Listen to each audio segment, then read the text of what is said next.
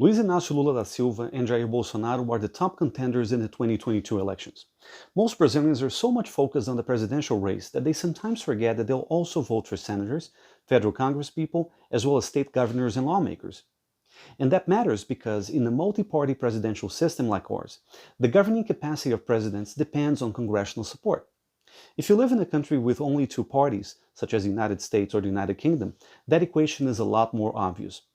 Even in European parliamentary systems, governments can only be formed if the Prime Minister successfully forms a majority coalition.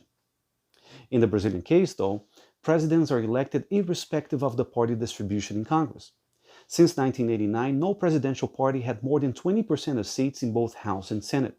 Therefore, presidents can only succeed if they form big party alliances.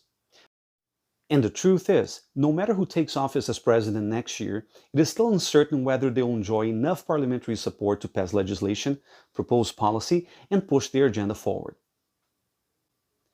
I'm Guilherme Casarões, a political scientist and university professor, and in this video, I'll try to answer the following question: how to govern Brazil? When I started my master's in political science back in 2007, one of the first concepts I learned was coalitional presidentialism. Coined by political scientist Sérgio Abranches in the late 1980s, it suggested that a combination of a powerful president, a highly fragmented multi-party system, and undisciplined parties could easily lead the country to political paralysis and deadlock. But against expectations, two successive presidents, Cardoso and Lula, managed to hold their coalitions together and ran a successful administration. As a result, a generation of political scientists challenged Abranches' pessimism and began exploring the mechanisms that allowed governments to work with Congress. According to them, a president could use political and institutional resources, such as cabinet and bureaucratic positions, budget allocation, and other forms of clientelistic policies and exchanges to keep things moving. In fact, most achievements of Brazil's 20 golden years between 1994 and 2013, from taming hyperinflation to reducing poverty and inequality, from expanding access to education to improving environmental laws, only happened thanks to multi-party coalitions that sustained the administrations of Franco, Cardoso, Lula, and even Rousseff for a couple of years. At the height of Lula's success, many thought the formula of presidents forming majority coalitions to govern made Brazilian politics stable, predictable, and functional. Some even compare Brazilian institutions to the ones of consolidated European democracies. How has Brazil become ungovernable over the last decade? The first element is the growing fragmentation of the party system. By the time our constitution was approved in 1988, there were about 15 registered parties in the country. Brazil's largest party, the Democratic Movement Party, held a share of 53% of seats in the House of Representatives. 30 years later, the number of parties rose to 35, 28 of which had at least one seat in Congress. The two largest parties by then, Lula's Workers' Party and Bolsonaro's Social Liberal Party, respectively had 54 and 52 seats, each having just above 10% of seats in the House. The second element is ideological homogeneity of the governing coalitions. In the 1990s, Cardoso ran a successful center-right government with 5 parties besides his own, the Social Democratic Party. Although most of them were primarily clientelistic, they were all located on the right side of the spectrum. When Lula came to power in 2003, it took him more than a year to form a stable majority coalition, and he had 8 parties, from tiny left-wing ones to larger crony right-wing ones, which had already been part of previous administrations. This takes me to the third element.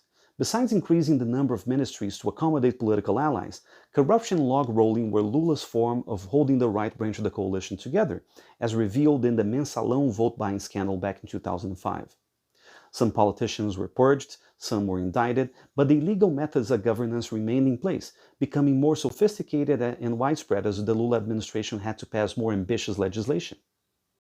By the time Dilma Rousseff took office in 2011, clientelistic parties were no longer allies of the government. They had taken control of most cabinet, state agency, and bureaucratic positions. In 20 years, the number of ministries had doubled, reaching 39 in 2013.